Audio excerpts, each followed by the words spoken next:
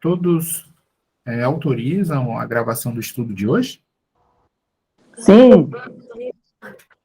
Sim. Ok, gente. Obrigado. Vamos começar mais um estudo. E antes de passar as perguntas e temas, né, gostaria de convidar a nossa amiga Eva Edvilge, né, para podermos conduzir na prece. Né? De Santa Edvilge. Isso. Por favor, Eva, a palavra é sua. A todos, boa noite. Feliz, né, por estar junto com vocês mais uma vez. Espiritualidade unida, por esse trabalho tão maravilhoso, possa intuir Tamires, né, que ela possa ser um agente esclarecedor e que a gente, junto com ela, também possamos estar junto, contribuindo com os nossos conhecimentos. Agradecer essa casa maravilhosa que nos acolhe de outras casas, né, e que a gente possa, durante o estudo de hoje, conseguir, né, fixar na nossa mente, no nosso espírito, no nosso coração, os ensinamentos que serão dados hoje. Agradecer essa espiritualidade que está sempre junto conosco, nos incluindo, e que nós possamos ter uma noite maravilhosa. Aí eu quero ler um Pai Nosso, que eu copiei, que é de Emmanuel, que eu achei tão bonito. Pai Nosso, não, Nosso Pai que estás em toda parte,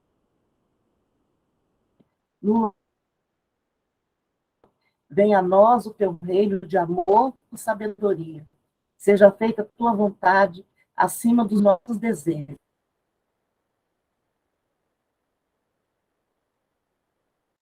Perdoa as nossas dívidas, ensinando-nos a perdoar nossos devedores com esquecimento de todo mal. Não permita que venhamos a cair sob os golpes da tentação de nossa própria inferioridade. Livra-nos do mal que ainda reside em nós, porque só em ti brilha a luz eterna do reino e do poder, da glória e da paz, da justiça e do amor para sempre. Assim seja. É de Emmanuel. Eu achei lindo. Que assim seja, Eva. Muito obrigado pela leitura e pela prece. De nada. Vamos passar a palavra para a nossa querida amiga, né, facilitadora e trabalhadora do Civil, Tamires, que vai falar hoje para a gente das perguntas 847 a 857. Ela vai falar sobre livre-arbítrio. Nossa, que tema fácil também, só não poderia escolher o mais difícil, não? Né? De verdade. E fatalidade. Fatalidade. Isso é uma fatalidade. Explica para a gente aí sobre esses temas, né, tão importantes, né, que está nos envolvendo no dia a dia. A palavra é sua. Gente, boa noite para todo mundo. Como é que vocês estão? Cansados da semana? Semana corrida, puxada? Então, eu acho que eu faço isso comigo, gente, não tem condição. Eu sempre pego os temas que, para mim, são mais complexos de entender, sabe? Eu acho que realmente é uma fatalidade. Depois eu me arrependo. Quando eu vou ler o capítulo, eu falo, ai, Jesus, é logo isso que eu escolhi, por que meu dedo correu nesse... Mas como não tem, né? Não existe... Que ela pode falar? Você vai falar sobre fatalidade hoje, talvez, né? Assim, a gente às vezes tem dúvida em algumas coisas, mas parece que é preguiça de buscar, né? Você falou uma coisa bem certa aí, é bom buscar esses temas. Mas, assim, sempre me perguntam, né, sobre essa questão da fatalidade, né? Por exemplo, você está passando embaixo de um prédio, aí cai um bloco na sua cabeça e você morre. Isso é fatalidade? Isso é algo que já estava escrito para acontecer, né? É algo que você deveria passar. Então, assim, muita gente tem dúvidas sobre isso. Então, eu acho que são questões bem esclarecedoras que você vai trazer hoje para a gente. Eu espero, né, que eu não confunda mais. Mas, gente, hoje eu vou precisar muito mesmo da ajuda de vocês. Estou gripada com enxaqueca daquelas. Então, nós estamos juntos aqui, viu? Vou ficar mais devagarinha hoje, mas vocês vão me dar um empurrãozinho aí que vai dar tudo certo. Vamos todo mundo fechar o microfone, porque pode pegar, viu? Não, pode pegar, né? Covid virtual.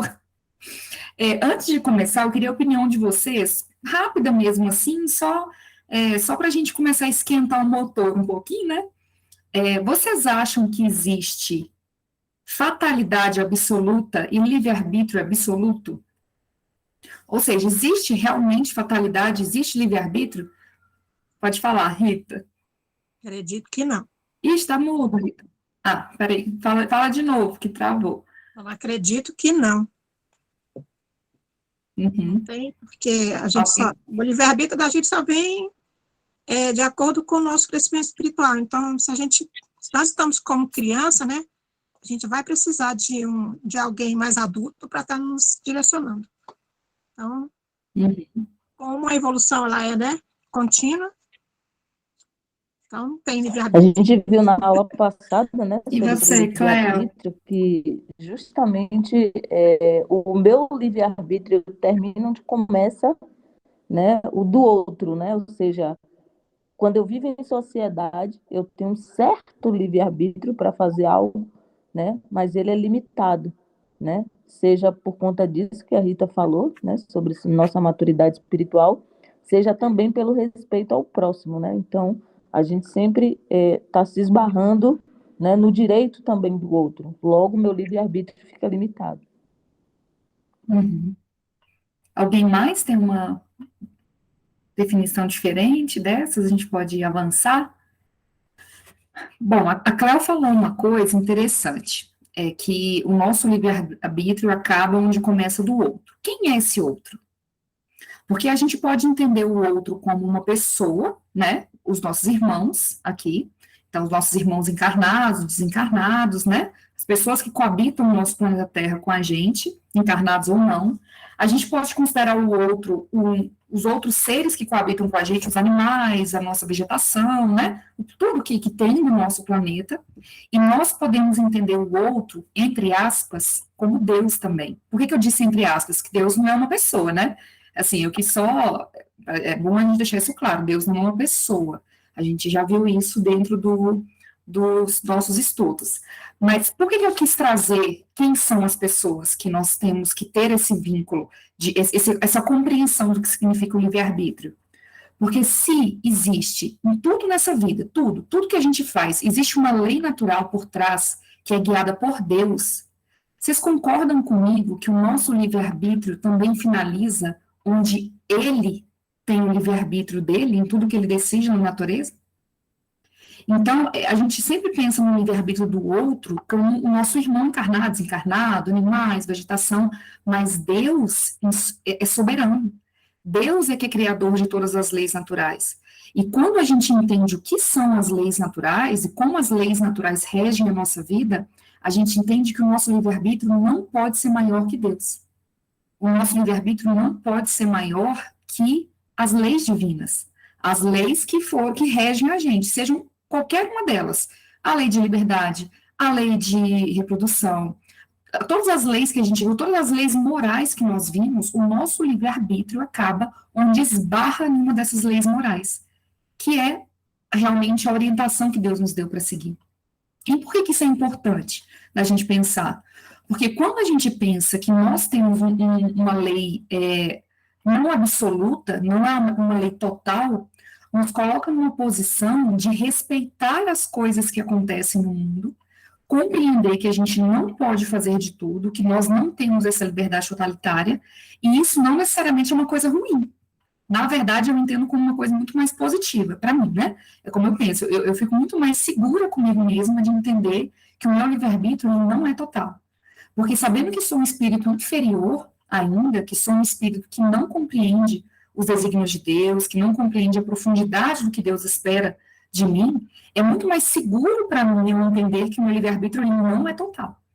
Porque imagina, gente, se com todas as imperfeições que nós temos dentro da gente, se a gente pudesse fazer e acontecer do jeito que a gente quisesse, sem interferência de algum mentor espiritual nos orientando, sem interferência de algum amigo encarnado que está com a gente, um pai, uma mãe, né? Alguém que está vivendo com a gente, que poda as nossas asinhas das nossas vontades. Imagina o que a gente faria, né? Imagina talvez o estrago que a gente faria com a gente mesmo. Então, eu sei que quando a gente fala em livre-arbítrio, a gente tem existe dois polos dentro do espiritismo, do movimento espírita de compreensão de livre-arbítrio. A primeira é, eu sou livre de tudo e decido tudo da minha cabeça, e vivo sozinho, que está errado. Nós não temos um livre-arbítrio total, absoluto. Existe o outro lado. Só tudo que eu faço é porque eu sofri uma influência espiritual. Tudo que eu faço é porque alguém me levou aquilo. Tudo que eu faço é culpa do outro e não minha, que também não está certo. Viver esse equilíbrio e compreender esse equilíbrio, que nós temos o livre-arbítrio individual, que nós temos um livre-arbítrio limitado perto da nossa capacidade intelectual, e que também nós sofremos tanto influenciação espiritual, influenciação pelo meio, positiva ou negativa, que a gente não está falando só de coisas ruins, né? Influenciação de um mentor também, a gente não está falando só de espírito obsessor, não é isso, mas influenciações gerais, pela nossa cultura, pela nossa criação, por espíritos que estão próximos da gente, bons ou ruins. Então, é a gente entender que nós navegamos nessas duas vertentes. E quando a gente pensa dessa maneira, a gente consegue entender um pouquinho melhor o que está escrito no Livro dos Espíritos. Porque o que está no Livro dos Espíritos, ele não é determinista, ele é exemplificativo. E a gente vai ver devagarinho as perguntas que Kardec fez, que eu acho que são perguntas que deixam a gente também angustiado, né? E isso é bom da gente aprender junto, porque no final das contas, há uma infinidade de possibilidades de vida e de respostas para tudo que a gente precisa, conforme o nosso adiantamento momentâneo, a nossa evolução espiritual. E quando a gente pensa assim em livre-arbítrio, a gente pensa da mesma maneira em fatalidade. Existe fatalidade mesmo? Fatalidade, olha, você nasceu para isso, você vai ser isso, e nada vai mudar a sua história? Absoluto não existe. E a gente vai trabalhar isso aí devagarinho, tá? Ó, a questão 847, que é a nossa primeira questão. Se a Cléo ou o Paulo quiser publicar aqui, fique à vontade, viu, gente, para ajudar o pessoal, porque realmente eu esqueci de publicar e eu estou sem um livro aqui no computador. Eu vou abrir aqui, pode ir seguindo que eu chego aí, tá? Beleza. Questão 847. A aberração das faculdades tira o homem um livre-arbítrio? O que é a aberração das faculdades aqui que ele pergunta? Uma pessoa, por exemplo, que nasceu com alguma deficiência intelectual, por exemplo, que tem alguma dificuldade de compreensão intelectual, por qualquer motivo que seja intelectual, talvez física também, é isso que ele pergunta. A aberração das faculdades tira o homem um livre-arbítrio? Antes da gente começar essa questão aqui, eu gostaria que a gente só prestasse atenção numa coisa. Kardec usa uma nomenclatura aqui para se dirigir a pessoas que têm uma deficiência intelectual, como no meu livro está como idiota, corpo de um idiota. Vale a pena a gente comentar aqui, isso é muito importante, que naquela época, as pessoas que tinham uma deficiência intelectual eram conhecidas dessa maneira. A gente já navegou por muitas mudanças, né? A gente teve a época, poucos anos atrás, falando de pessoas especiais, que também não é o termo correto. O termo correto é portador de necessidades especiais, mas ou portador de deficiência, que é como eles preferem, inclusive, serem chamados. Então, é importante que a gente pense que o que está escrito aqui não foi preconceituoso, foi o que na época era conhecido pela ciência da época, né, pela medicina da época, como eram chamadas as pessoas. Pode falar, Magda, antes de eu começar. Tá mudo. Boa noite, Tamires. No meu aqui está escrito deformação das faculdades. Né? Pois é. Então, assim, não levem ao pé da letra, viu, gente? Vamos tentar compreender o teor, né? O que Kardec quis dizer com aquilo ali, para a gente não, às vezes, já fechar o nosso conhecimento por uma palavra que realmente hoje não é usada. E nós não devemos tirar o espírito da letra, né, Tamires? Exatamente, tirar o espírito da letra. E realmente hoje não usaremos mais essa nomenclatura. A aberração das faculdades tira o homem o livre-arbítrio, já não é senhor do seu pensamento, aquele cuja inteligência se acha turbada por uma causa qualquer, e desde então já não tem liberdade.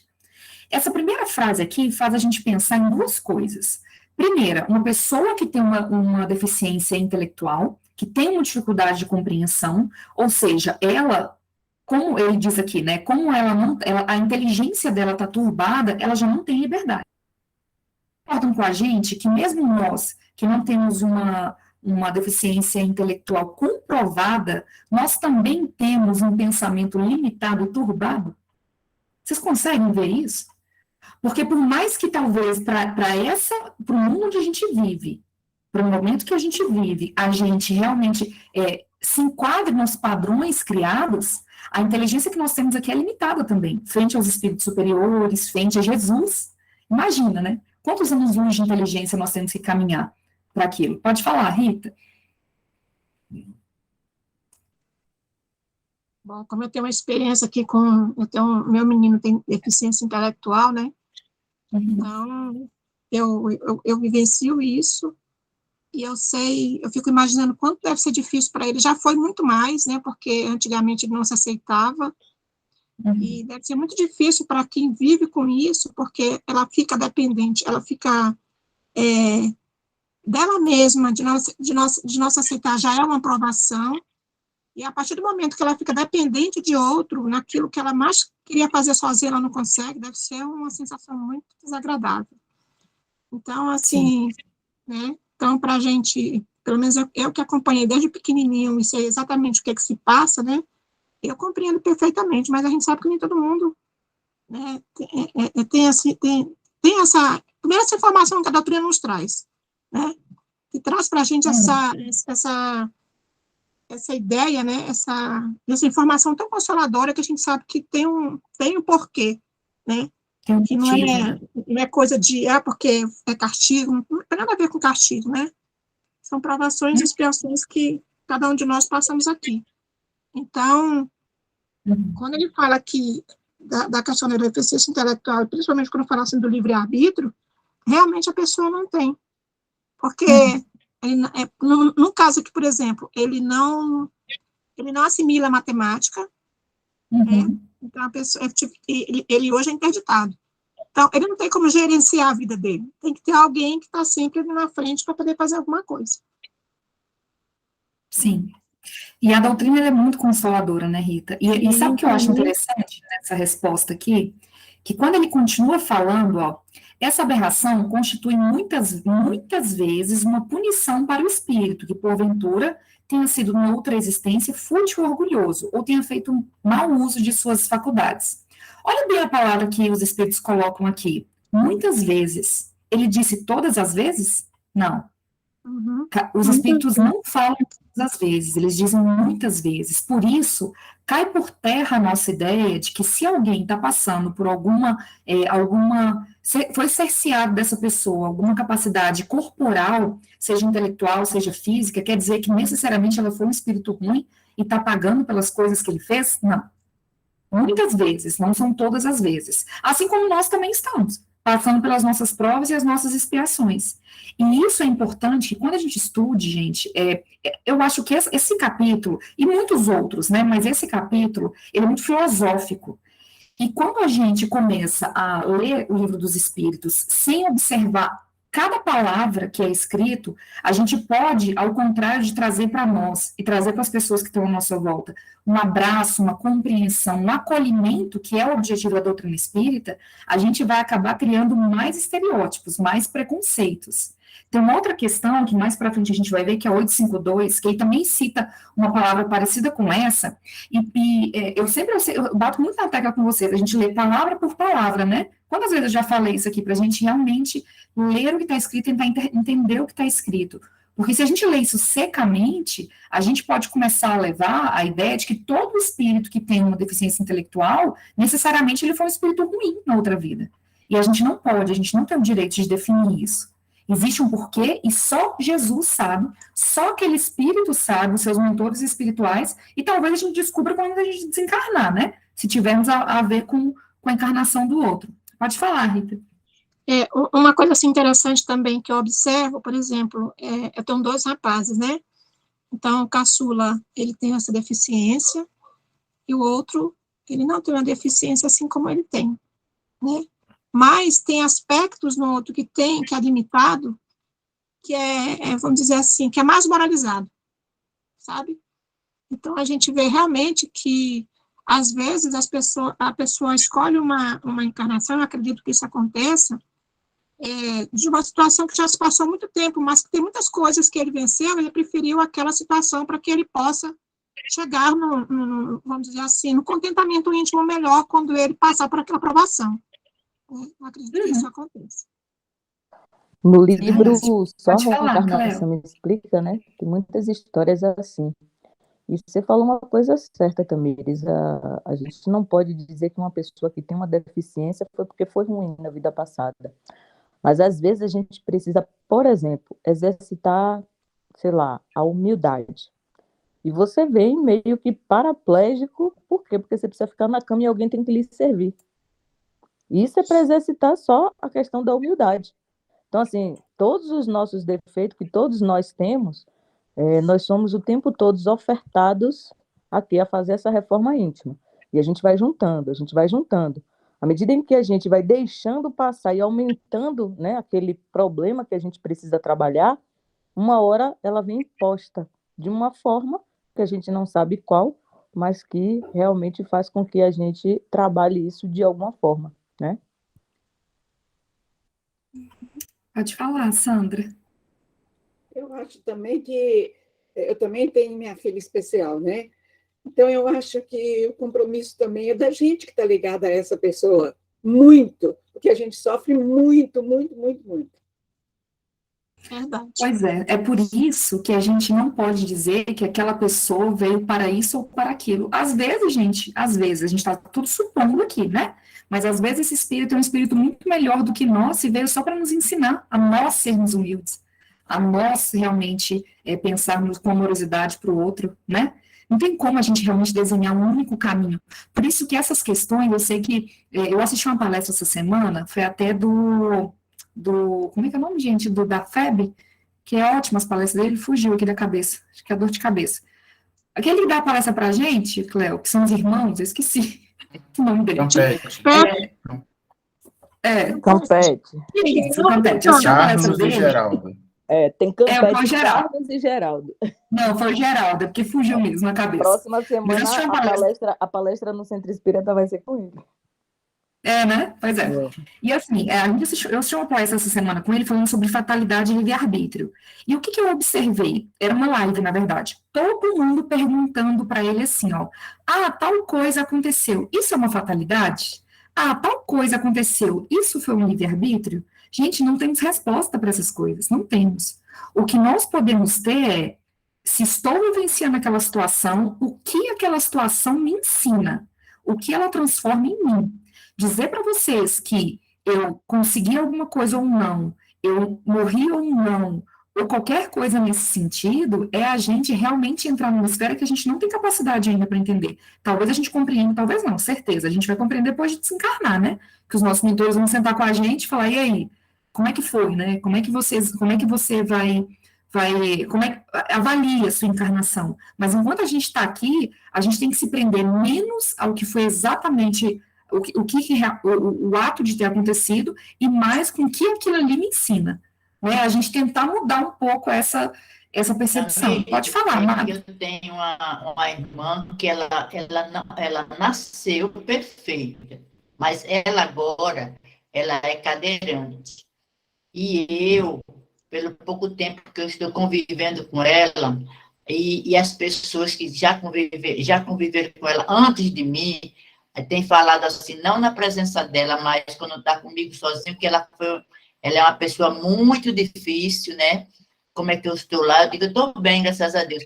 Mas eu tenho observado o seguinte, se eu estiver errada, Deus me perdoe, porque do momento que eu estou convivendo com ela, já fez um ano, eu acho assim que ela ficou nessas condições, para ela refletir alguma coisa que ela fez de errado, não em outras vidas, mas nessa própria vida, assim, convivendo com as pessoas, o modo dela tratar com as pessoas. Então, eu acho que ela está nessa condição hoje de cadeirante, para ela refletir melhor. E também ela tem conversado comigo o seguinte, que ela já mudou muito do que ela era antes quando tinha as duas pernas perfeitas. Pois é, todos nós temos que aprender, né? Com certeza a Magda e a família dela inteira também está aprendendo com essa situação. E é isso que a gente tem que realmente trazer para a gente, né? No final da questão, ele fala o seguinte: o espírito, porém, sofre com o efeito desse constrangimento, de que tem perfeita consciência. Aí está a ação da matéria. Ou seja, a pessoa que nasce com uma deficiência física, seja ela física, motora, intelectual, a matéria está limitando a pessoa ali, naquele momento, né? Tem uma limitação orgânica mesmo, para que aquilo ali aconteça. Mas olha o que ele fala: o espírito sofre esse efeito de constrangimento, dessa dificuldade, de que tem perfeita consciência. Ou seja, esse espírito, essa alma, ela dentro da estrutura espiritual dela, ele é um espírito livre que tem livre-arbítrio, mas a matéria o constrangeu por algum motivo que a gente não sabe, naquela encarnação específica. A questão 848, ele fala o seguinte: servirá de escusa aos atos reprováveis o ser devido à embriaguez, aberração das faculdades intelectuais? Ou seja, eu bebi, e aí eu cometi uma coisa muito errada enquanto eu bebo, e por eu estar embriagado, e aí a gente pode usar também embriagado, ou com uso de drogas, quaisquer que seja, qualquer alucinógeno, inclusive medicação, né, que a gente tem que pensar nisso também, medicação, por exemplo, antidepressiva, uma medicação que mude, altere o seu humor e te faça cometer alguma coisa errada. Se nós estamos nesse estágio, a gente pode utilizar esse estágio como desculpa para a coisa errada que a gente fez? Olha que pergunta interessante que Kardec faz para os espíritos, né? Que ela é uma pergunta, na verdade, muito humana, vocês concordam com a gente? Uma pergunta muito do nosso dia a dia mesmo, assim, ó. A gente pode se agarrar a essas desculpas para a gente realmente se livrar de uma coisa que nós fizemos de errado? E olha que os espíritos respondem: não, porque foi voluntariamente que o ébrio se privou da sua razão para satisfazer a paixões brutais. Em vez de uma falta, comete duas. Ou seja, se nós não estamos na nossa condição normal, por uso de drogas, medicações em exagero, álcool, algo nesse sentido, nós não podemos nos desculpar por isso. Fomos errados duas vezes, por tirar da nossa consciência o estado normal da consciência, nos embriagando, né, ou nos drogando, algo nesse sentido, e fazendo alguma coisa que na nossa consciência, o nosso espírito sabia que era errado. Pode falar, Cleusinha. Como é que a mulher chama aquele negócio quando ela está na TPM?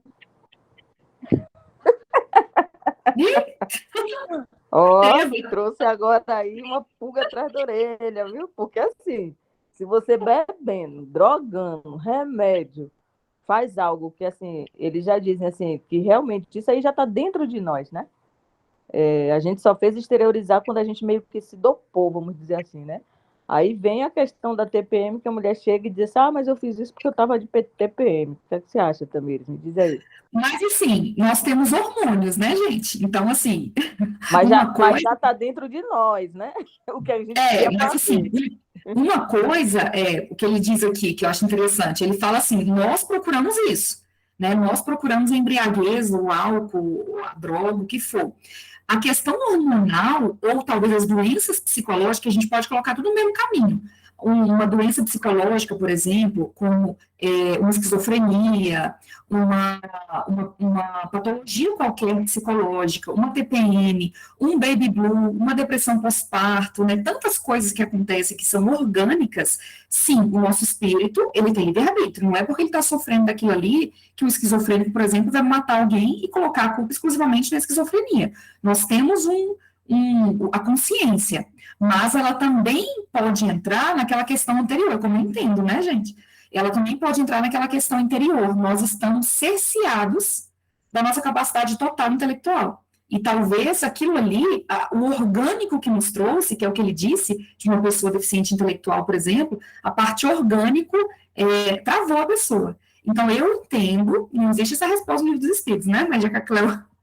Eu entendo que, apesar de existir dentro da gente, sim, porque nós não fazemos as coisas exclusivamente por conta de um hormônio, de um problema psicológico, nós não somos 100% livres da matéria. Né? A matéria, ela nos influencia muito. Inclusive, eu acho que é uma das próximas questões, né, que fala sobre isso. que a matéria, ela influencia muito na gente, nós somos muito materiais. E o nosso espírito, ele não é livre, porque nós temos influência da matéria o tempo inteiro, né? Pode falar, Rita. Aí eu ia falar justamente sobre isso, porque, assim, uma pessoa que tem esquizofrenia, por exemplo, quando ela está tomando a medicação, aquilo controla seu estado de humor, né, e tudo. Mas, e quando há falta? E quando a pessoa não toma medicação, que aquilo faz com que, praticamente, a mente fica limitada, porque ela não age normalmente como ser humano normal. Como é que fica? Pois é, né?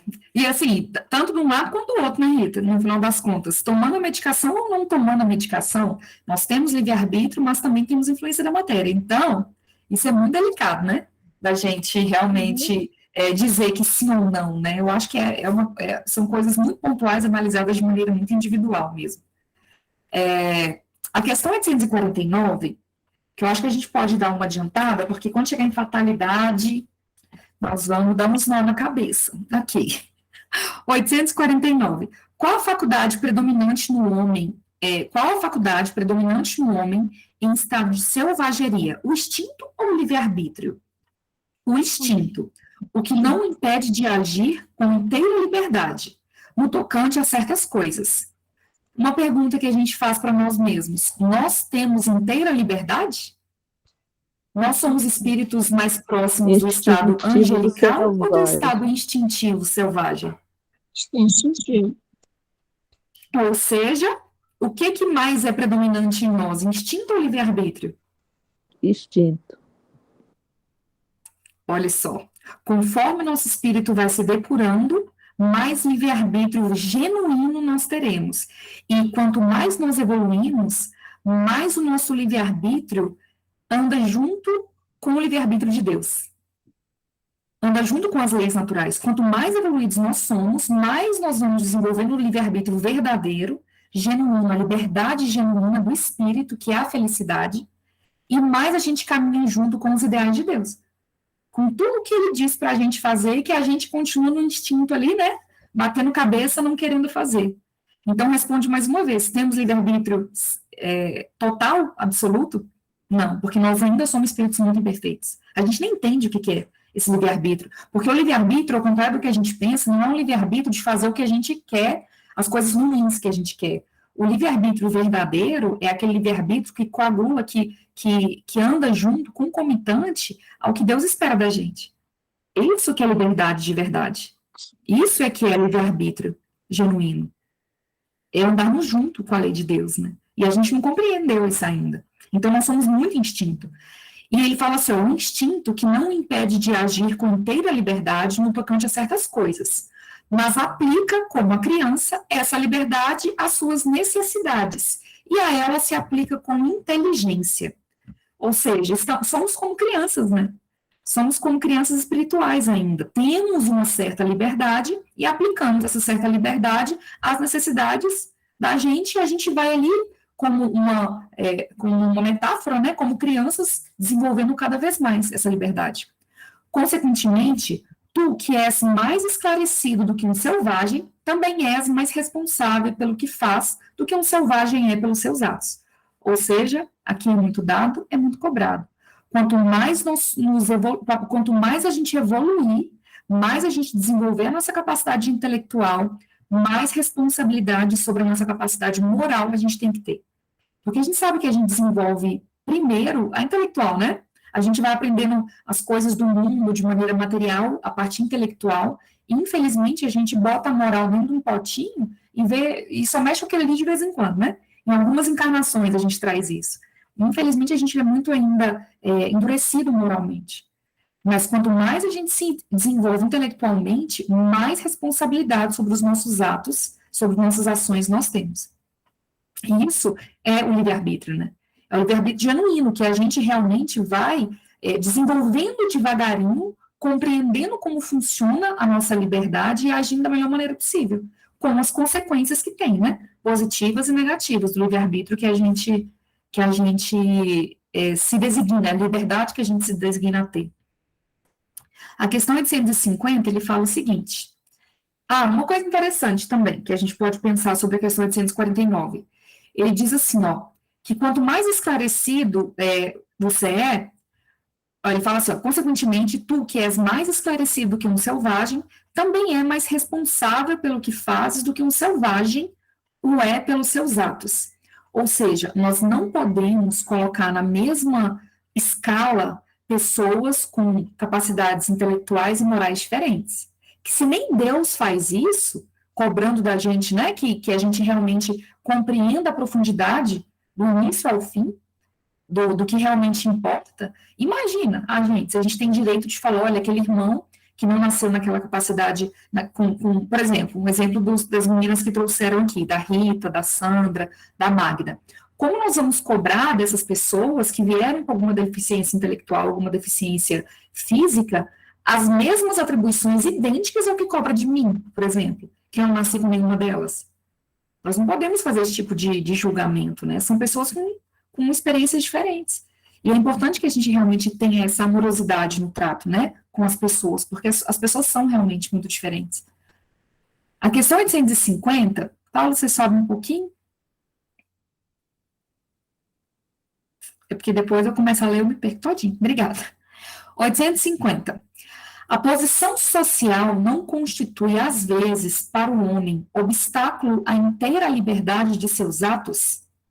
Ou seja, a posição social que uma pessoa vive, ela não pode colocar um obstáculo inteiro à sua liberdade? E os espíritos respondem, é fora de dúvida que o mundo tem suas exigências. Deus é justo e tudo leva em conta. Deixai-vos, entretanto, a responsabilidade de nenhum esforço empregardes para vencer os obstáculos. Mais uma vez, ele fala o que a gente já estava conversando, né? Que são tantas experiências diferentes, e Deus é tão justo que ele leva em conta cada uma dessas experiências.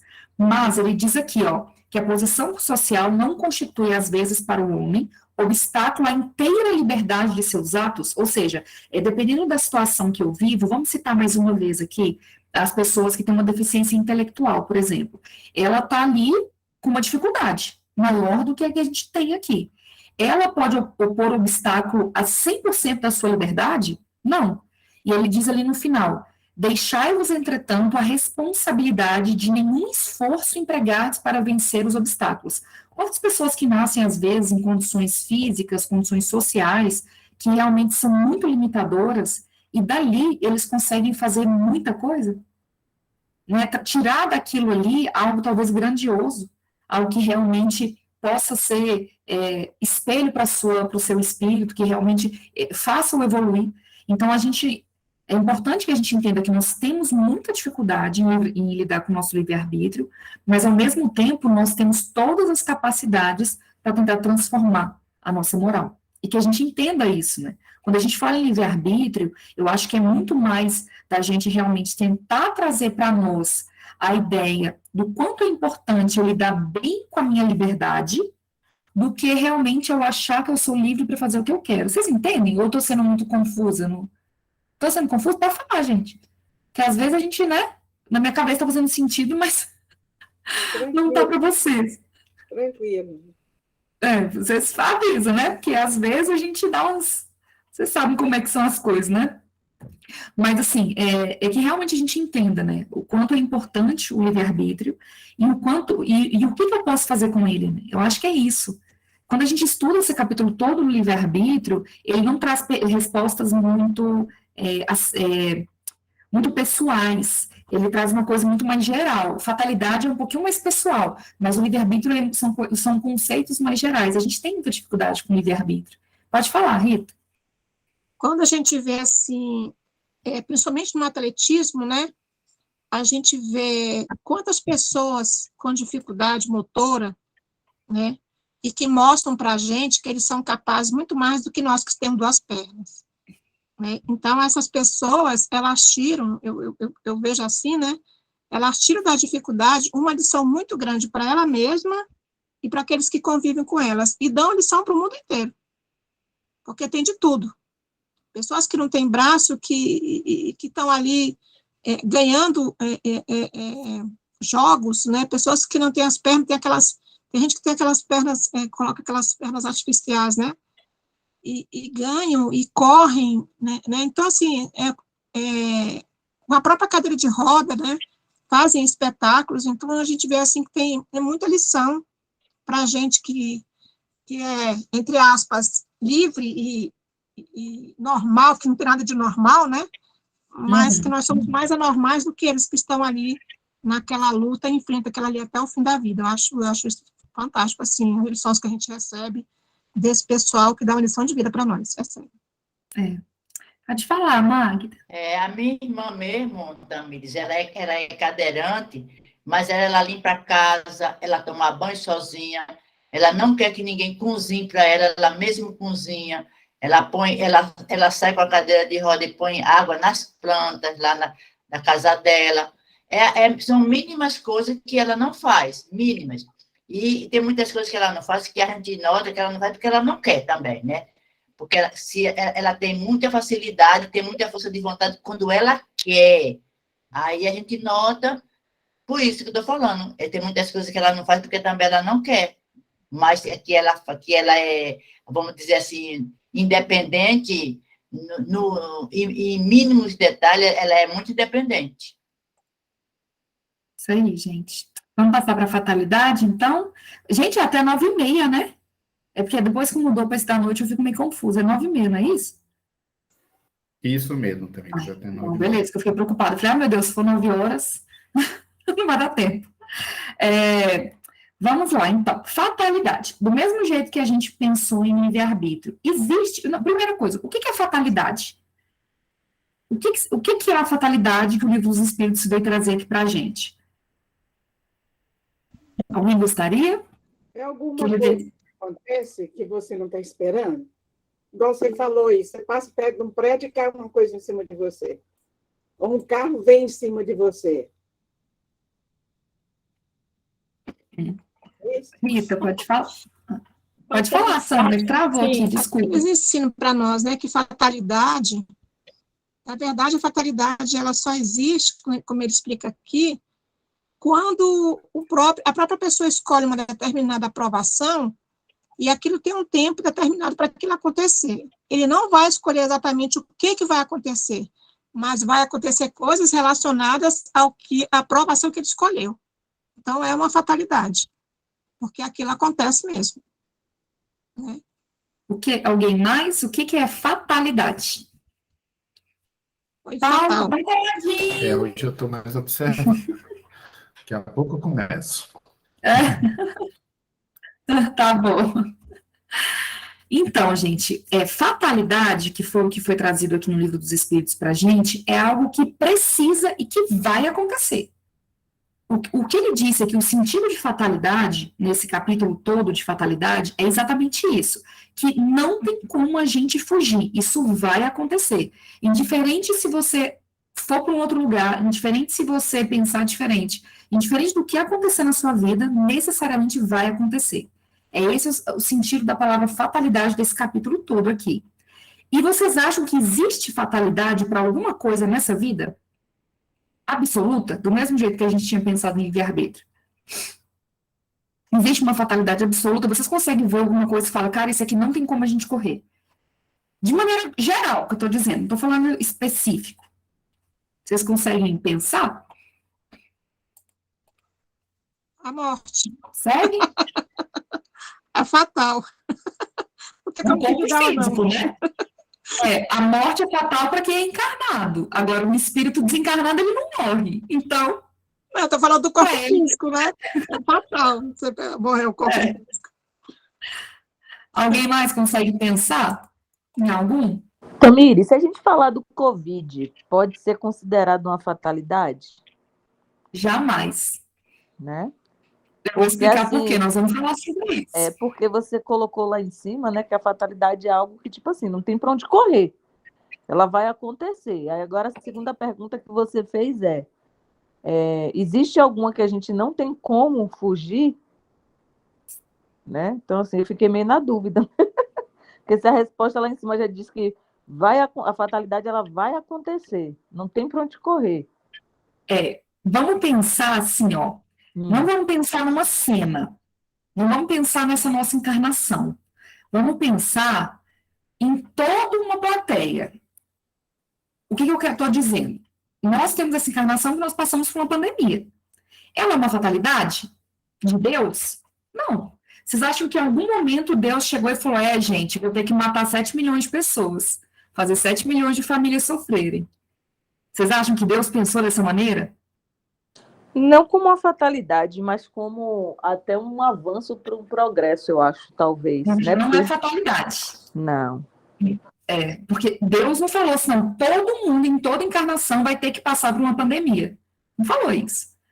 Deus não falou assim, toda encarnação, que todo ser humaninho passar, ele vai ter que passar por aquilo ali. Então, o que eu consigo ver como fatalidade? Gente, olha para você ver, isso não está escrito aqui. Mas, assim, é como eu consigo ver pensando em outras questões do Livro dos Espíritos. Vocês concordam comigo que a evolução, ela vai acontecer no nosso espírito? Nós vamos evoluir, não vamos? A gente vai 10 anos ou 10 milhões de anos. Mas a gente vai, não vai? Todo mundo concorda com isso? Sim. Então, é uma fatalidade. Nós somos fatalmente obrigados a evoluir, a gente querendo ou não. Eu achava que fatalidade era só coisa ruim. Não, não é. É isso que é interessante. Fatalidade, é por isso que eu perguntei no início. O que é fatalidade? Algo que vai acontecer. Pode ser bom ou pode ser ruim. É porque a gente usa a palavra fatalidade no português como fatal, né? Como morte. E não tem nada a ver. Fatalidade é algo que vai acontecer. Ou seja, nós vamos evoluir, não vamos? A trancos e barrancos, mas nós vamos. A gente pode lutar contra isso, a gente pode brigar com Deus, a gente pode o que for. Em algum momento, nós não conseguiremos nos separar mais de Deus, porque somos centelha divina, e obrigatoriamente nós vamos evoluir. A passo de tartaruguinha, mas nós vamos evoluir. Ou seja, é o único caminho para o espírito, gente. Não adianta se vai ser, não importa qual a trajetória que a gente vai seguir. Tem gente mais rápido e gente mais devagar, mas fatalmente iremos evoluir. Olha como isso é interessante. E por que eu digo isso? Porque a questão 614, já te dou a palavra, tá, Magda? A questão 614 não tinha da minha cabeça. A questão 614 do Livro dos Espíritos, ele fala o seguinte. O que se deve entender por lei natural? A lei natural é a lei de Deus. É a única verdade para a felicidade do homem. Indica-lhe o que deve fazer ou deixar de fazer, e ele só é infeliz quando dela se afasta. É eterna a lei de Deus? Eterna e imutável como o próprio Deus, ou seja, a felicidade verdadeira que caminha junto com a nossa evolução é uma fatalidade. Nós seremos inteiramente felizes. E eu não estou falando da felicidade pueril do mundo material que a gente vive, né, gente? A felicidade de ter um emprego, ter uma casa, não é isso. É a felicidade, aquela ali, das leis naturais, que diz a questão 614. Aquela felicidade que nós estamos fatalmente ligados. Isso não é lindo, quando a gente para pensar? Não importa o quanto eu bato a cabeça aqui, eu vou me aproximar de Deus em algum momento. O que eu tenho que pensar é, eu quero fazer isso com mais leveza, com mais amor, ou eu quero fazer isso pelas dores, né? Com as provações, com as expiações. Qual a escolha que eu quero ter? Eu vou usar meu livre-arbítrio para quê? Aí, você quer essa fatalidade, né, Cléo? Eu também quero. Eu também quero essa fatalidade. Pode falar, Magda. Tamires, nós fomos fatalmente obrigados, eu mesmo, a aprender a lidar com o computador para assistir vocês aí agora. Ó. Vocês estão tão longe. Vocês estão muito longe de mim. Eu estou conhecendo vocês só por uma telinha. Nem sabia mexer nessa máquina, meu pai. E não sei ainda não, sabe? Eu estou engateando. Aí, uma fatalidade boa. Tá vendo, cara? E é isso, gente. Fatalmente estamos levados e somos levados pelos caminhos, às vezes, tortuosos dos rios que a gente vai cruzando, mas nós fatalmente seremos felizes. E é bom que a gente pense dessa maneira. Olha como é lindo quando a gente pensa dessa maneira. Porque quando a gente lê esse capítulo Fatalidades, a gente já pensa em coisa ruim, né? Em morte, em cair preto na cabeça dos outros, em pandemia, em coisas coletivas, em tantos sofrimentos. Mas em tudo que nós passamos, todo o sofrimento que a gente passa não é fatalidade. Todo o sofrimento que a gente passa é escada ou rios que nos levam à felicidade. Olha como isso é transformador dentro da gente, né? Porque a gente pode passar por uma pandemia, a gente pode passar por dificuldade dentro de casa, por desemprego, por fome, por tantas dificuldades, deficiências físicas, mas todas elas fatalmente nos levarão à evolução. Pode falar, Cleuzinha. Eu tenho uma amiga que ela diz assim: Cleo, você é daqueles espíritas que diz que sofrer é bom? Porque, assim, tudo de vocês é que o sofrimento vai fazer crescer, o sofrimento é que vai progredir. Quando ela fez essa pergunta, eu fiquei, né, me perguntando, né, por que as pessoas pensam dessa forma, né? Aí eu disse para ela o seguinte, ó, você tem duas alternativas, né? Ou você vai pelo amor ou pela dor. Exatamente. Mas qual é o caminho? O que fatalmente nós vamos ser? Felizes. Felizes. A gente vai encontrar muita dificuldade, mas fatalmente seremos felizes. Então, todo o resto é transitório, gente. Tudo que vai acontecer nessa vida, ela não é uma fatalidade que Deus nos imputou a viver. Nós, pelo nosso livre-arbítrio, pela lei de causa e efeito, né, que é uma lei também natural, a gente vai ali trazendo coisas para a nossa vida, sejam elas boas ou ruins. Infelizmente, muito mais ruins, pelas nossas trajetórias ainda tão, né, longe da moralidade. Mas muita coisa boa também a gente vai construindo. E aí, com base nisso, com base nessa primeira desmistificação do que significa fatalidade, e aí quando alguém falar com você, fatalmente eu só vou ser feliz. Fatalmente, um dia meu espírito vai estar ali, trabalhando com Jesus, um dia. Daqui a milhares de anos eu vou estar ali. É a única coisa que realmente eu sou obrigado e que a energia de Deus, o amor de Deus vai me trazer para perto dele. O resto, eu não tenho obrigação de nada. Eu vou construindo minha vida da melhor maneira possível e da maneira mais amorosa possível. O resto tudo a gente consegue ajeitar, exceto isso. E olha que coisa boa, né? O que a gente pode escolher? Só o amor. E aí, quando a gente pensa em fatalidade neste capítulo, o que a gente tem que pensar? Que as perguntas que Kardec fez aqui são para espíritos basicamente encarnados. Tem uma parte aqui que ele fala da morte, né? Que a gente vai estudar daqui a pouquinho, mas são para encarnados. O foco mais desse capítulo são para nós aqui enquanto encarnados. Diferente das outras coisas que tem, às vezes, no Livro dos Espíritos, que falam muito dos desencarnados. Mas aqui serve muita coisa para a gente, para que realmente a gente aprenda a conviver com essas dificuldades, né? Com essas coisas que acontecem no dia a dia. E vamos então aprenda também a olhar para a gente como espírito, né? Como espírito, exatamente, como ser imortal, né? Como uma pessoa que realmente, um espírito que não vai morrer, que essa carne vai embora, mas o resto continua. A minha moral, o meu espírito, as coisas que eu construí continuam. A questão 851.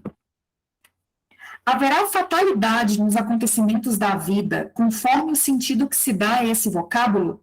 Quer dizer, todos os acontecimentos são predestinados? E, neste caso, o que vem a ser o livre-arbítrio? Ou seja, tudo que a gente faz tem um destino, ou seja, é a minha boa lua, a minha boa estrela, eu fui predestinada a ser tal coisa? Olha o que os espíritos respondem. A fatalidade existe unicamente pela escolha que o espírito fez ao encarnar, desta ou daquela prova para sofrer. O que ele disse aqui? É a fatalidade absoluta, que a gente já veio conversar sobre ela? Não. Absoluta é a evolução com Deus. As outras fatalidades, assim como o livre-arbítrio, elas são fatalidades transitórias, provisórias. Coisas que eu quero passar, necessidades que eu tenho no momento, enquanto espírito, no momento de encarnação, elas não são absolutas, elas são transitórias, como o nosso livre-arbítrio. Ainda muito, muito delicado, né, perto da evolução espiritual que nós temos. E aqui ele diz assim, a fatalidade existe unicamente pela escolha que o espírito fez ao encarnar, desta ou daquela prova para sofrer. Escolhendo-a, institui para si uma espécie de destino, que é consequência mesmo da posição que vem a achar-se colocado. Falo das provas físicas, pois, pelo que se toca às provas morais e às tentações, o espírito, conservando o livre-arbítrio quanto ao bem e ao mal, é sempre senhor de ceder ou de resistir. Para mim, essa frase, essa que ele fala das provas físicas, e ele separa o físico do moral, a gente tem que botar na nossa cabeça quando a gente for estudar todas as outras questões de fatalidade. Por quê? Se a gente pensar assim, bom, eu escolhi nessa encarnação nascer uma pessoa na casa da Rita, que eu tenho, sou uma pessoa que tem muitos bens materiais, eu vou passar pela prova da riqueza, né, que a gente já estudou isso aqui, a prova da riqueza é uma prova muito difícil. Na prova da riqueza, eu vou fazer tais e tais coisas. Eu estou definindo, vocês concordam comigo, que é o meu planejamento reencarnatório material? Agora, as coisas que eu vou decidir dentro dessa minha escolha física, onde eu vou nascer, quando eu vou encarnar, com que família eu vou encarnar, qual a minha condição financeira, minha condição orgânica, tudo isso é físico. As minhas escolhas morais, elas são definidas no dia a dia, conforme a minha vivência.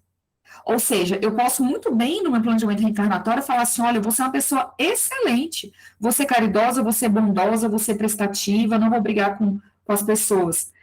Prometo tudo isso. Quando chega aqui que sou colocada à prova, a minha moralidade, ela não vai ser fatal. O meu mentor não vai falar assim, não, agora você vai ter sim, também, que ser caridosa, vai para lá para o meio da rua e vai começar a cuidar das pessoas. Ele não vai fazer isso. Porque a minha moral é quem vai ter que me levar aquilo. Deus não vai nos obrigar àquela situação. A fatalidade de escolhas da reencarnação que a gente faz no nosso planejamento reencarnatório, a gente já viu isso, né? A gente faz. Quando a gente vai reencarnar, a gente senta com os nossos mentores, com os nossos, né, amigos espirituais, e decide, olha, eu quero essa e essa prova, eu acho que eu dou conta disso.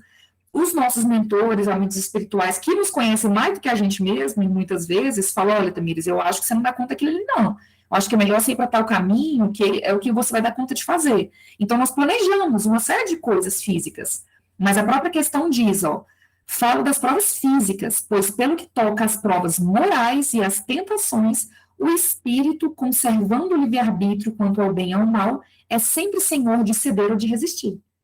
Ou seja, a gente vai construindo a nossa trajetória, nós não seremos imputados ao bem ou ao mal, nós vamos construir moralmente nossa trajetória. Ele continua, ao vê-lo fraquear, um bom espírito pode vir em auxílio, mas não pode incluir sobre ele de maneira a dominar-lhe a vontade. Ou seja, os nossos mentores estão nos intuindo, nos orientando, tentando botar a gente no caminho certo. Mas eles não vão nos obrigar a isso só porque a gente prometeu isso lá na nossa encarnação. Porque isso é do nosso livre-arbítrio, é do nosso adiantamento moral. Um espírito mau, isto é, inferior, mostrando-lhe, exagerando os seus olhos um perigo físico, o poderá abalar e amedrontar. Nem por isso, entretanto, a vontade do espírito encarnado deixa de se conservar livre de qualquer pena.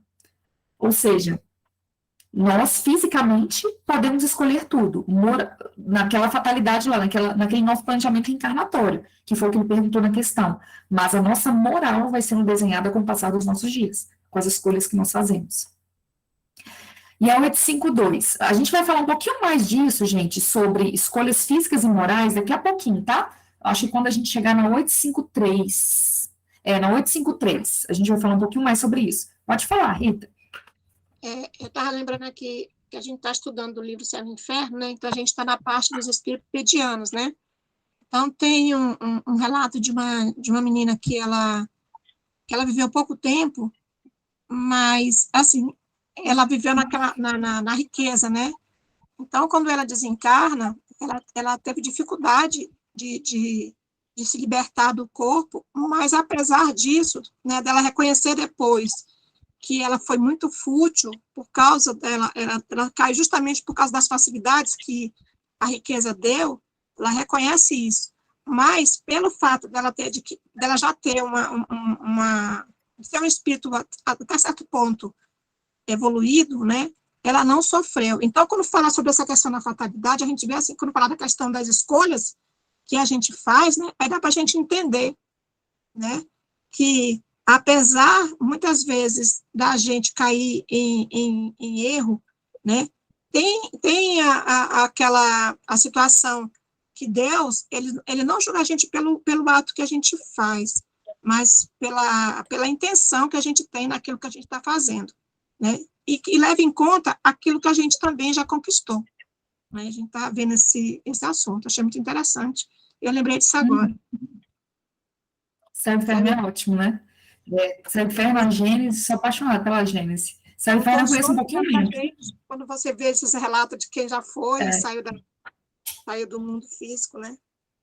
Quem gosta muito do Céu e Inferno é o Edivaldo, ele sempre traz, no Mediúnico, ele traz muitos textos, assim, muito legais, para a gente realmente muito bacana, conversar, né? Muito bom. Esse estudo. Muito legal.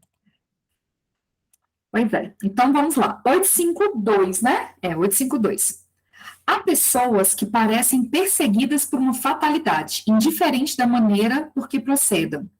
Não lhe estará no destino um infortúnio? Ou seja, aquela pessoa que só está dando problema na vida. Toda hora ele sai de um problema, entra outro problema, sai de um problema, entra outro problema. A vida dele é um eterno infortúnio, né? Ou seja, será que ele foi destinado a sofrer? O destino dele é realmente passar pelas dificuldades? Olha a resposta, e aí é mais uma vez o que a gente precisa entender que os espíritos respondem. São, talvez, provas que lhe caiba sofrer e que elas escolheram. Qual foi a palavra que ele colocou aqui, gente? Nessa frase? Vocês conseguem entender? Talvez. Talvez. Ou seja, podemos definir que uma pessoa que passa por todos os sofrimentos da vida escolheu passar por aquela prova? Não. Ele diz talvez. E olha, gente, para um espírito, que são os espíritos superiores, que escreveram isso aqui no livro dos espíritos, eles não são como a gente. Eles não escrevem as coisas da cabeça deles sem pensar no que está escrevendo. Se eles colocam talvez, é porque realmente a gente tem que levar a subjetividade. A gente não pode definir que a pessoa que passa por um monte de sofrimento é porque ela tenha que sofrer, que ela escolheu aquilo ali. Eu disse, são talvez provas que lhes caiba sofrer e que elas escolheram. Mais uma vez, é para tirar da nossa vaidade a ideia de que se o outro sofre demais, ele escolheu passar por aquilo ali.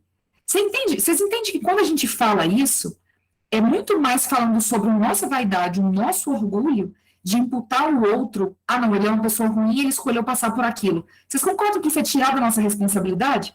A gente que está saudável, que tem alimento dentro de casa, que tem uma vida orgânica, né? Assim, eu nasci uma pessoa que não tem nenhum tipo de deficiência física, intelectual. Vocês concordam que eu me coloco numa posição melhor do que essa pessoa, dando a entender que ela é uma pessoa pior do que eu, se a gente leva isso ao pé da letra?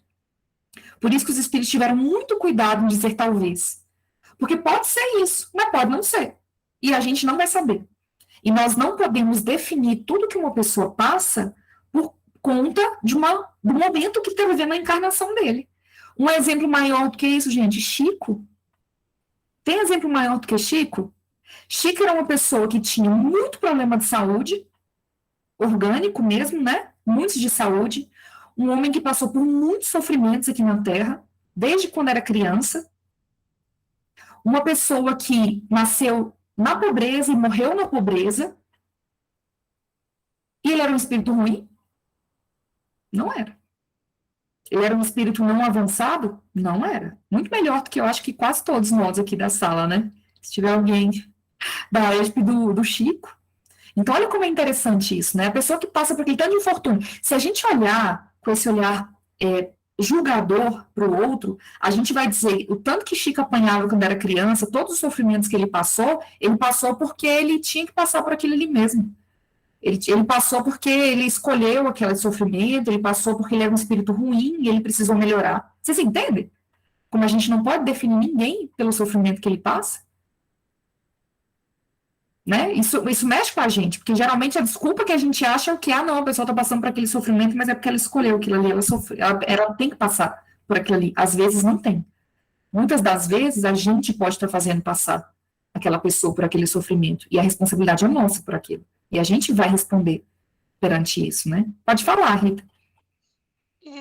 Tem um detalhe, né? Muitas vezes também a gente passa por situações, por coisas que a gente está errando, sem se dar conta que está errando. Então, a gente vê muitas vezes a pessoa está ali batendo na mesma tecla, né? acreditando que aquilo é o certo, na verdade não é. Aí não tem como culpar porque é os outros, porque eu tenho que passar por aquilo, não. Porque a própria doutrina nos ensina que o curso das nossas provações, elas podem ser modificadas de acordo com a nossa atitude. Então, as coisas podem ser modificadas ao longo do tempo, né? Sim, exatamente. É o nosso livre-arbítrio. Nós modificamos a nossa história, né? Conforme as coisas que a gente vai construindo. Aí ele continua aqui, ó. As ideias exatas ou falsas que fazemos das coisas nos levam a ser bem ou mal sucedidos, de acordo com o nosso caráter e a nossa posição social. Achamos mais simples e menos humilhante para o nosso amor próprio atribuir antes à sorte ou ao destino os insucessos que experimentamos, do que é a nossa própria falta. É certo para que isso contribui algumas vezes à influência dos espíritos, mas também é o que podemos sempre forrarmos a nossa influência, repelindo as ideias que eles nos sugerem quando más. Ou seja, ele diz exatamente isso, ó, a gente acha muito mais simples imputar a nós, né, a providência, o destino, não, eu nasci para sofrer mesmo, não, eu nasci para passar por esse problema mesmo, não, eu nasci para passar por tal dificuldade. A gente, por puro amor próprio, que é uma vaidade, um orgulho, né? A gente acaba nos amarrando nessa ideia, e às vezes nos amarrando, ou amarrando o outro, né? Que serve para as duas coisas. Ele fala que dá a gente, mas também serve para o outro. Amarrar o outro, não, o outro tem, eu não vou ajudar fulano, não, por exemplo, meu vizinho, não vou ajudar fulano, não, porque ela que escolheu passar por essa encarnação com esse sofrimento aí. A gente não usa isso? Não, vou ajudar não, porque ela que está escolhendo, ela que escolheu esse caminho. E o nosso papel é qual? Nosso papel é amparar todos os nossos irmãos. A gente não conhece a história da vida deles, né? Pode falar, Rita. Talvez existe o contrário, né? Já vi assim, de uma mãe, né? Vendo um filho andar pelo mau caminho e, em vez dela corrigir, ela escondia, botava panos quentes em cima, sabe? E quando foi lá na frente, foi bem pior a situação. Então, existe também essa questão do inverso, né? A pessoa acaba, acatando uma situação desse sentido. Né? A pessoa não corrige e acaba, naquela coisa de não corrigir, acaba incentivando a pessoa a agir daquela forma. Sim. Me fiz entender? Não, sim. Gente, alguém quer comentar alguma coisa antes da gente dar continuidade? Não? Não? Tamires? Não, né? Então, vamos lá. Vamos continuar, então. Quer falar, Paulo? Tá me ouvindo? Tô, pode falar. Você estava falando aí, as colegas também, me lembrou muito aquele poema, né, de Maria Dolores, intitulado Agradeço, Senhor. Não sei se vocês conhecem, mas a primeira estrofe fala algo mais ou menos assim: agradeço, Senhor, quando me dizes não, as súplicas indébitas que faço através da oração. Muitas daquelas dádivas que peço, tais como estima, concessão, posse, prazer, em meu caso talvez fossem espinhos na senda que me destes a percorrer. E aí ela vai narrando, né, essas coisas que muitas vezes a gente não sabe por que nossa vida está do jeito que está, né? Mas só Deus sabe, se nós tivéssemos as coisas que nós queríamos, como não estaríamos, né? Sim. Ixi! Eu sempre falo, gente, Deus não dá asa cobre, quando dá, tira os dentes. Porque, olha, vou dizer, viu? Manda pra gente, Paulo, essa poesia lá no grupo. Eu vou procurar aqui. Manda pra gente. Tá, então vamos lá, né? 853. Algumas pessoas, então aqui ele começa a falar da morte já, né? 853. Algumas pessoas só escapam de um perigo mortal para cair em outro. Parece que não podiam escapar da morte. Não é nisso fatalidade? Ou seja, sei lá, o que ele está perguntando aqui? A pessoa deixou de morrer por um motivo X, Acabou que morreu de outra coisa. Ou seja, ele não tinha que morrer, não é isso que ele está perguntando. Vocês entendem que é isso que Kardec está perguntando aqui? Fala, ó, fugiu da morte uma vez, mas morreu de outra coisa. Isso não é uma fatalidade? Ele não tem que obrigatoriamente ter morrido? Aí, o que eles respondem? Isso, botou aí, né, Paulo? Tá, você vai botar. Depois a gente lê, né? A outra. 853, então, o que ele fala? O que os espíritos respondem, né? Fatal, no verdadeiro sentido da palavra, só o instante da morte o é. Fatal, no verdadeiro sentido da palavra, só o instante da morte o é. Ou seja, o que Kardec está perguntando aqui? Vocês entendem que Kardec não está perguntando das outras fatalidades, né? Das histórias que a gente vai passar na vida, não, está falando da morte mesmo, morrer o corpo orgânico, desencarnar mesmo, né? Ele fala assim, eu fugi da morte, mas morreu de outra coisa. Ele não tinha que morrer, isso não era uma fatalidade? E ele responde, fatal, no verdadeiro sentido da palavra, só o instante da morte o é. Instante. Vocês conseguem entender que o instante da morte é que todos nós vamos morrer? Como a Rita falou, né? Eu perguntei, o que é fatal? É a morte. Nós vamos morrer. Você tem uma certeza que nós temos na nossa vida, a gente vai morrer. Quando? Aí a gente já não sabe. São coisas diferentes. É o instante da morte. O momento onde a morte vai acontecer. Quer dizer que eu sei quando é que eu vou morrer, a Rita sabe quando é que ela vai morrer? Não. A gente pode ter ideia, com base, às vezes, numa influenciação espiritual, os nossos mentores nos intuindo, né? Nos auxiliando no processo de desencarne, que eles nos auxiliam no processo de desencarne. Talvez isso, sim, aconteça. Talvez não. Isso acontece, inclusive, está no Livro dos Espíritos. Mas ao instante exato da nossa morte, ninguém nós sabemos o dia. Vai ser dia 15 de abril de 2052. Não temos essa informação. São muitas variáveis que vão sendo construídas dentro desse período, né? Muita coisa que pode ir passando que a gente pode ou adiantar ou postergar o nosso desencarne. E aí ele continua assim. 853, né? Assim, qualquer que seja o perigo que nos ameace, se a hora da morte ainda não chegou, não morreremos? Olha que interessante essa pergunta.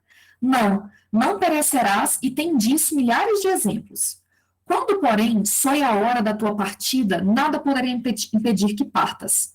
Deus sabe de antemão que o gênero será a morte do homem, e muitas vezes seu espírito também o sabe, por ter-lhe sido isso revelado quando escolheu tal ou qual existência. Aí vamos lá. Lembra que eu disse que a gente ia voltar no conceito de fatalidade moral e fatalidade física? Vocês concordam comigo que o que Kardec está falando aqui é fatalidade física? Ou seja, o nosso corpo morrer, né? Nosso corpo orgânico, nós somos matéria, em algum momento ele, né, desfazer, os órgãos não vão estar funcionando e a gente vai morrer. Isso é uma fatalidade moral? Ou é física? Só fala sim ou não, que aí a gente vai dar um andamento. Se eu for uma pessoa boa, eu vou morrer? Se eu for uma pessoa ruim, eu vou morrer? Vai. Né? E aí? É uma fatalidade física. Eu acho que é uma fatalidade física, porque todos nós temos que morrer um dia. Exatamente. Então, quando a gente pensar numa pandemia, quando a gente pensar num assassinato, quando a gente pensar num suicídio, nós estamos falando de fatalidade física ou moral? Está predestinado uma pessoa a matar a outra? Não necessariamente. Necessariamente? Está predestinado em suicídio? Não pode mesmo, falar. né? Não mesmo. A pandemia estava predestinada? Que foi a pergunta da Cleo? Não. O sistema de escravidão estava predestinado? Não. O nazismo, onde matou milhares de pessoas, estava predestinado? Não. Todas as pessoas que morreram pelas grandes catástrofes e guerras que aconteceram no mundo, foi predestinado? Não. Porque isso aí... Pode falar, Paulo. Esses exemplos que você está trazendo é tão importante, né, quando a gente consegue ganhar essa base que a doutrina nos dá. E isso que você está trazendo é mais ou menos assim: existe um direcionamento, existe um programa, né, existe um planejamento, que não quer dizer necessariamente que a gente vai seguir, não é isso? Sim. Não quer dizer. Por exemplo, existem pessoas que, por conta da sua genética, ela pode desenvolver determinadas doenças. Mas quantas são aquelas que têm a propensão de desenvolver e não desenvolvem? Não é assim? Imagine, eu me lembro como hoje, minha mãe me deu, eu era adolescente, me deu um dinheiro para eu fazer uma compra, né, de uma calça. Minha calça estava rasgada, ela disse, vai lá e compra essa calça. E aí eu peguei aquele dinheiro, até eu chegar no shopping, gente, tantas coisas apareciam na minha frente para eu não comprar calça. Resumindo, eu não comprei a calça, comprei outras coisas. Mas aquilo que foi planejado não foi feito, porque outras coisas me chamaram a atenção, percebe? Assim existe um plano reencarnatório. Nós recebemos o recurso necessário para determinada coisa. Mas aí a gente pode escolher seguir o caminho planejado ou não. Né? Esse caminho planejado pode ser uma coisa boa ou ruim, né? Mas foi planejado, está no plano. Né? E como a Camila muito bem falou, não é um fatalismo isso. Né? Não é fatal acontecer. Mas a gente vai escolhendo, né? E isso tem toda a relação com o primeiro tema que ela falou, livre-arbítrio, né? Exatamente. A partir do momento que aí as pessoas não percebem esse link que existe entre essas coisas, acham, meu Deus, foi por acaso, né? E é como também muito bem falou, o acaso não existe, né? O acaso não existe. No sentido que as pessoas conhecem, não. E, Paulo, isso é tão interessante que imputa a nós a responsabilidade das coisas que estão acontecendo no mundo. Né? Porque seria muito fácil para a gente falar assim, não, foi Deus que mandou a pandemia para matar 7 milhões de pessoas. Vocês concordam que isso é tirar da gente uma responsabilidade? Deus é que mandou as guerras. Gente, Deus é amor. Né? Se a gente, que é espírito tão inferior, sofre vendo isso, quem aqui não sofreu com a pandemia, né? Ver quantas famílias sofrendo, enterrando tantas pessoas. Se nós, gente, que somos espíritos ainda que não sabemos amar, a gente sofreu com aquilo, você acha que Deus quis fazer aquilo com a gente? Não quis. A verdade é que nós procuramos todas as grandes coisas que acontecem em nossa vida. Tanto essas no sentido global, como no sentido da nossa vida, né, íntima. Doenças minhas, psicossomáticas, doenças do meu corpo físico, da minha família, sofrimentos meus, sofrimentos do coletivo. Tudo isso é escolha nossa. A pandemia, por exemplo, se a gente parar para pensar, que é um tema moderno, né, que a gente está falando aqui agora de vivência. A pandemia, por exemplo, a pandemia agora, aquela outra questão dos macacos também, e tantas outras doenças que a gente vem tendo aí, vaca louca, doença do porco, tanta coisa acontecendo, é um reflexo da nossa má gestão com o ecossistema. Nós não estamos respeitando o nosso planeta no sentido de tudo, né? De desmatamento, de alimentação. Não sei se vocês viram possível origem da pandemia, né? A possível origem da pandemia, um desmatamento muito grande que teve numa determinada área e as pessoas começaram a comer alguns bichos. O encontro de espécies que não deveriam se encontrar gerou um vírus mortal que matou essa quantidade de pessoas e aconteceu tudo o que aconteceu. Agora, o do macaco, a mesma coisa. Então, no final das contas, as coisas que acontecem na nossa vida aqui, elas não são fatalidades. Nós escolhemos passar por isso no sentido de, a partir do momento que eu tenho uma falta de cuidado com o meu corpo ou com o planeta em que eu vivo, é consequência. Tudo na vida é consequência, né? E a gente pensa, às vezes, na consequência só micro do meu corpo, eu me alimentar bem, fazer minha atividade física, mas e o macro? Né? Nós somos um organismo vivo. Então, não existe essa fatalidade nesse sentido de que Deus mandou matar esse tanto de gente. Agora, o que vai acontecer? Já que está acontecendo, o que eu posso tirar de bom do que está acontecendo? Aconteceu a pandemia. O que eu, Tamires, tenho que trazer para mim, para transformar a minha vida?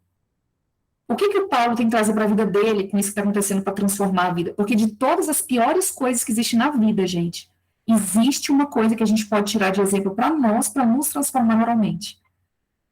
Houve um horror do nazismo, por exemplo. Quantas milhões de pessoas mortas?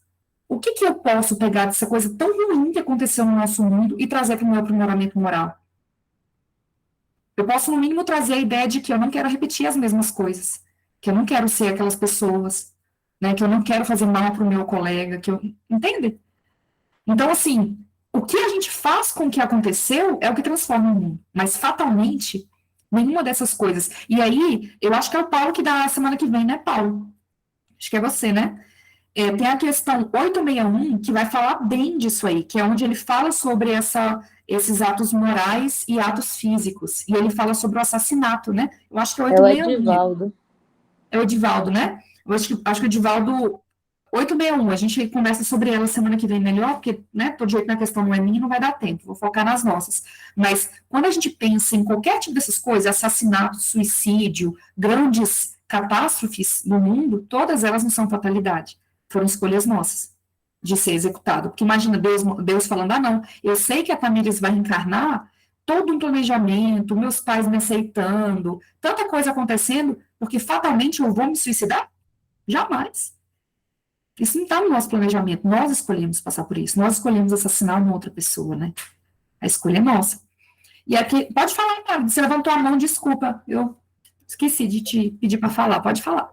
Ô, Tamires, é que uma pessoa hoje perguntou assim para mim, se eu sabia, né, que determinado filho dela tinha roubado alguém. Aí a mulher disse que ela não sabia, e agora, já faz muito tempo isso, mas que aconteceu, que 2 filhos dela roubou pessoas conhecidas dela, né? Mas que ela não sabia. Aí ela disse assim, será que ela tem culpa? Aí, na minha opinião, ela não criou os filhos para isso. Ela sempre lutou para criar os filhos sozinha e nunca ensinou que os filhos fossem roubar ninguém. Mas aconteceu e os filhos estavam na companhia dela ainda, mas ela não sabia. Aí ela disse, eu não sou culpada disso. E realmente ela não é culpada. Pois é. Imagina Deus, né? Se é culpado pelas as coisas que a gente fica metendo os pés pela mão o tempo inteiro. Jamais. A gente vai falar um pouquinho mais sobre esse suicídio nessa questão 854.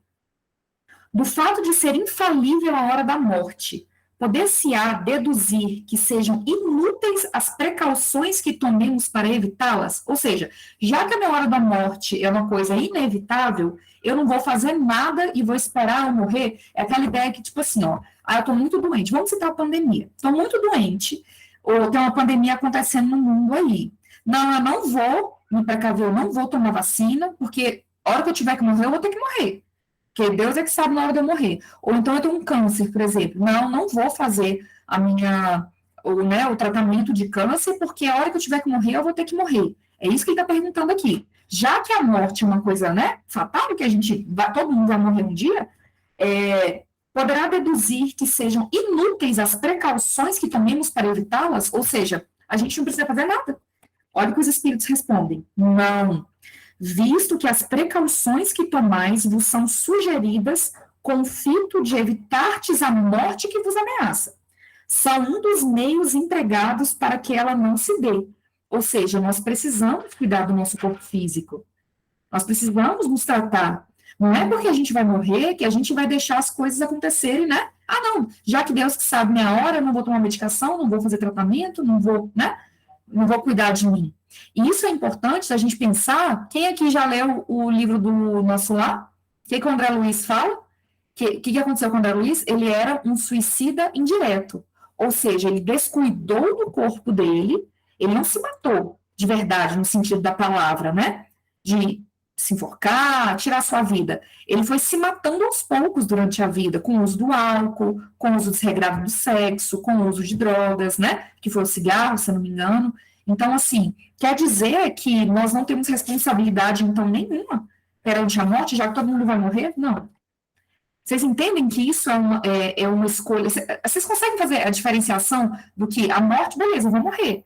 É uma fatalidade física, orgânica. Mas o que eu vou fazer com aquele no meio do caminho, que é realmente a minha fatalidade moral.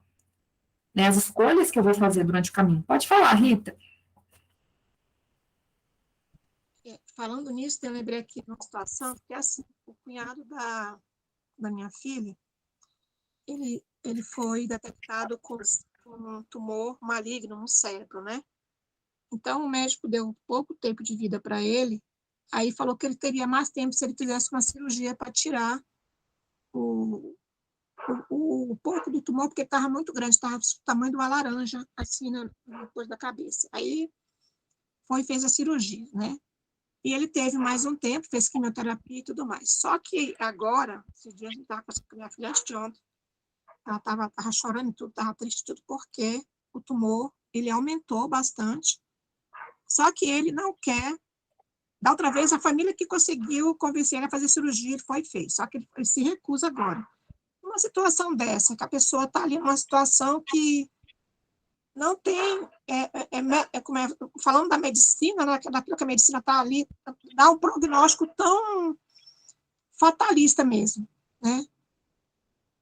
A pessoa é considerada, numa situação dessa, como ele está falando aqui, um suicida? Será? Isso aí é complicado, né, Rita? Assim, é difícil a gente dizer que sim ou que não, né? Porque a gente, inclusive o próprio suicídio, gente, o suicídio efetivo mesmo, a gente vê muito isso acho que é na questão, tem uma questão 900 e pouco, eu não me lembro de cabeça, mas ela fala o seguinte, que, eu vou tentar achar aqui, eu falo com vocês, que todo suicida é caracterizado, vai passar pelos mesmos sofrimentos? Não, porque cada tipo de suicídio, eles têm um peso, tem uma consequência, né? Então é difícil a gente falar que sim ou que não. Pode não ser mesmo, Tamires. um suicídio. Inclusive, a gente estudou, É. Não sei se você lembra, Rita, se você estava nesse dia. A gente não trouxe um exemplo como esse que você trouxe, né, de uma pessoa submeter a uma cirurgia, mas foi a situação de uma pessoa num campo de guerra, campo de batalha. Essa pessoa deve ser considerada um suicida, tudo vai depender da intenção, né? Porque, às vezes, nós podemos usar essas situações que a vida nos oferece como subterfúgio, como uma forma de justificar um suicídio que eu não tenho coragem. Mas, às vezes, essa pessoa, esse parente de vocês, ele está numa situação tão resignada que não necessariamente vai significar que é um suicídio, entende? Às vezes, a resignação dele é algo tão sublime que a gente não consegue nem entender ainda. Ou, às vezes, é uma pessoa que já perdeu o gosto pela vida, né? Já desistiu, e possa, sim, ser caracterizado como suicida. Mas é como a Tamires disse, a gente não tem essa certeza, né? Só o íntimo dele vai dizer, na verdade. O resto de vida que ele tem. Ele fala desse jeito, tem que aproveitar para fazer as coisas que ele nunca fez, pelo resto de vida que ele tem. Então, diz que não quer fazer cirurgia de jeito nenhum, que ele prefere esperar. A questão é a 957, que fala sobre isso, sobre o suicídio. Quais, em geral, com relação ao estado dos espíritos, as consequências do suicídio? Muitas diversas são as consequências, não apenas determinadas, e em todos os casos correspondem sempre à causa que produziu. Então, não tem como a gente, né, definir que realmente é uma coisa ou outra. O que a gente pode fazer é orar, para que no momento do desencarne dele, ele, né, seja recebido pela espiritualidade, acolhido, e passe dessa, né, com o desencarne dele da melhor maneira possível. Então, vamos continuar, né, gente? 855, já estamos em 1 minuto. 855. Com que fim nos faz a providência correr perigos que nenhuma consequência devem ter? Ou seja, a passar uns perigos que eu não vou morrer. Para que eu estou passando, então, por esses perigos, né? Já que eu não vou morrer mesmo, para que eu estou passando? E os espíritos respondem: o fato de ser a tua vida posta em perigo constitui um aviso que tu mesmo desejaste, a fim de te desviares do mal e te tornares melhor. Se escapas desse perigo, quando ainda sobre a impressão do risco que correis, cogita mais ou menos seriamente de te melhorares, conforme seja mais ou menos forte sobre ti a influência dos espíritos bons. Sobrevindo o mau espírito, digo mal, subentendendo que o mal ainda existe nele, isso é lindo, né? Entras a pensar que, do mesmo modo, escaparás a outros perigos, e deixas que, de modo, tuas paixões se desencadeiem. Por meio dos perigos que correis, Deus vos leva à vossa fraqueza e à fragilidade da vossa existência. Se examinardes a causa e o perigo e a natureza do perigo, verifiqueis que, quase sempre, suas consequências teriam sido punição de uma falta cometida, ou da negligência no cumprimento de um dever. Deus, por essa forma, exorta o espírito a cair em si e a se emendar. Vamos citar de novo a pandemia. Aconteceu uma pandemia mundial, né? A gente viu que a gente estava correndo perigo. Todo mundo aqui viu, não viu? estava correndo perigo, qualquer um aqui poderia desencarnar, passamos por momentos muito difíceis no início da pandemia. E o que eu vou tirar disso? É isso que ele fala. A gente pode passar por essa dificuldade com a ideia aqui, ó, cogitar. Peraí, o que ele fala aqui? Cogitar que se escapei desse perigo, quando ainda sobre a impressão do risco, cogitas mais ou menos seriamente de te melhorartes, conforme seja mais ou menos forte a influência. Ou seja, eu posso cogitar, mediante uma pandemia que aconteceu, me transformar numa pessoa melhor, ou posso pegar essa pandemia que aconteceu e me transformar numa pessoa pior.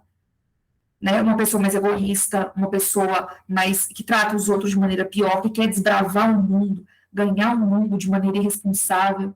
Então, cabe a nós isso. Mas aqui ele diz, ó, Deus, por essa forma, exorta o espírito a cair em si e se emendar. Ou seja, uma hora nós vamos ter que, né, que nos ajoelhar à grandeza de Deus e tentar tirar o melhor do nosso coração. Porque a nossa fatalidade é o quê? Evolução.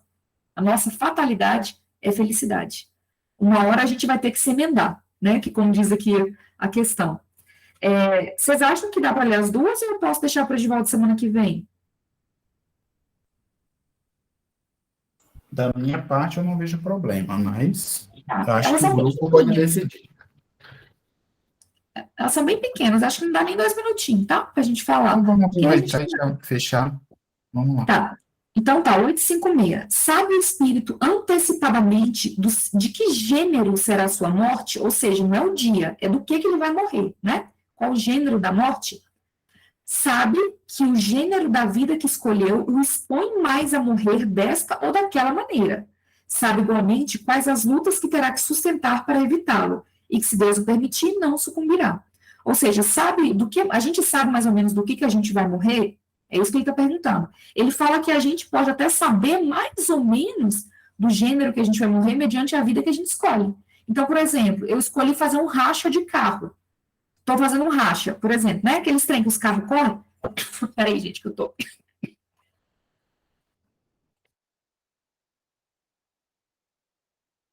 Essa gripe, tá? Foi até bom que eu tossi só agora, fiquei com medo de tossir. Acho que o meu mentor já foi embora. Porque esse que estava segurando minha tosse aqui. Vai melhorar. Volta aqui, né, gente? Desmentou, volta. Tô atrasada, mas me segura. A gente tá fazendo um racha, por exemplo. Vocês concordam que pode ser que a gente morra disso aí? É a escolha que eu fiz. Ou seja, se eu escolho ter uma vida complicada, se eu escolho, por exemplo, usar droga, se eu escolho fumar, se eu escolho beber em demasia, pode ser que eu morra daquilo. Ou seja, o gênero, nosso espírito sente que a gente está caminhando num caminho errado, né? Um caminho não correto para aquilo ali. E a 857, ele fala o seguinte, alguém poderia ler? Lê aí, Paula, 857, para não tossir. 857. Há homens que afrontam os perigos dos combates, persuadidos, de certo modo, de que a hora não lhe chegou. Haverá algum fundamento para essa confiança? Ou seja, a pessoa que está tão confiante, né, que acredita que mesmo num fronte de batalha não seria o suficiente para tirar sua vida. Quer que eu leia a resposta? Pode ler. Muito a miúde tem um homem o pressentimento do seu fim, como pode ter de que ainda não morrerá. Esse pressentimento lhe vem dos espíritos seus protetores, que assim o advertem para que esteja pronto a partir, ou lhe fortalecem a coragem nos momentos em que mais dela necessita. Pode vir-lhe também da intuição, que tem da existência que escolheu, ou da missão que aceitou e que sabe ter que cumprir. É isso que a gente estava falando, né? Que a gente tem um pressentimento do nosso caminho, do nosso fim orgânico, né? E que a gente escolhe. A gente escolhe se a gente realmente vai trazer aquilo ali de maneira mais natural possível, né? Da maneira natural que eu digo assim, no momento correto do nosso desencarne, que é o que foi destinado para o nosso planejamento espiritual, ou se a gente vai adiantar aquilo ali, né? De maneira irresponsável. Olha, ele fala também, pode vir também da intuição que tem da existência que escolheu, ou da missão que aceitou. que deve ter que cumprir. Ou seja, nós temos uma ideia, mais ou menos, da nossa trajetória. Talvez não enquanto aqui agora, nesse momento, estamos conversando, mas se a gente ouvir a nossa intuição, né? Conforme a nossa vida for acontecendo, a gente vai conseguir identificar esses caminhos. E é isso, né, pessoal? Obrigada. Foi muito bom. Vocês ficaram tão caladinhos. Nem sei se vocês não entenderam nada que eu falei, se eu tô doida mesmo com os remédios que eu tô tomando, aí tô ficando, né? Muito bom. Obrigada. Vocês estão bem? Nada de terror e pânico? Alguém gostaria de trazer alguma dúvida? Foi ótimo, Ok, Tamires. Tamires. Obrigado aí. A gente interrompeu bastante e no final a gente parou de interromper, né? Pois é. Não, mas tem que falar, gente. Porque às vezes eu não sei nem se eu tô no caminho certo. Eu falo, ai, meu Deus do céu, será que eu tô confundindo sim, mais tá a cabeça das ótimo. pessoas? Não, Que minha cabeça é confusa, né? Então, muito é bom, isso, pessoal. Tamires. Obrigada, Obrigado, viu? viu? E Eu que obrigado aos agradeço. demais por terem participado. E essa é a ideia do nosso estudo, né? Então, para não avançar mais no horário, vamos à nossa prece. Alguém gostaria de fazer a prece de encerramento?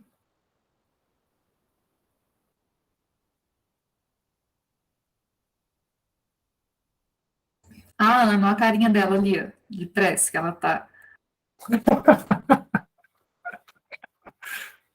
Conduz a gente aí, Ana. Posso fazer. Ana Joyce, que hoje eu estou como Joyce aí. Então, vamos fechar nossos olhos, elevar nosso pensamento a Deus, agradecer pela noite de hoje, pelos estudos aqui conduzidos pela Tamires, agradecer pela oportunidade de aprendermos um pouco mais sobre a doutrina e pedirmos a Deus que esse estudo se mantenha por toda a noite de hoje, ao descansarmos do nosso corpo físico e nos elevarmos espiritualmente. Que a paz e o bem que provém de Deus conduza a nossa vida hoje, amanhã e sempre. Que assim seja. Boa noite. Que assim seja.